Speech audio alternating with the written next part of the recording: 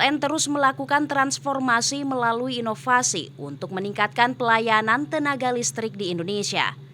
Salah satu upaya yang dilakukan adalah dengan mengimplementasikan smart meter berbasis Advanced Metering Infrastructure atau AMI. Untuk tahap pertama, Oktober tahun ini PLN telah menuntaskan 100% pemasangan, mengimplementasikan peningkatan layanan dengan memasang 55.501 smart meter AMI di rumah pelanggan. General Manager PLN UID Sulsel Rabar Muhammad Andi Achaminurdin, Advanced Metering Infrastructure atau AMI ini akan membuat kenyamanan pelanggan semakin meningkat serta memudahkan baik PLN maupun pelanggan untuk bisa mengetahui profil beban sekaligus tagihan listrik berjalan secara real time.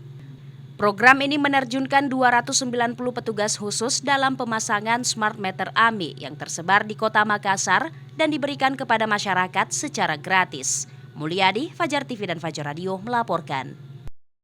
Terima kasih telah menonton. Jangan lupa subscribe, like, comment, and share. Saksikan terus informasi terbaru dengan menekan tombol lonceng hanya di channel Fajar TV.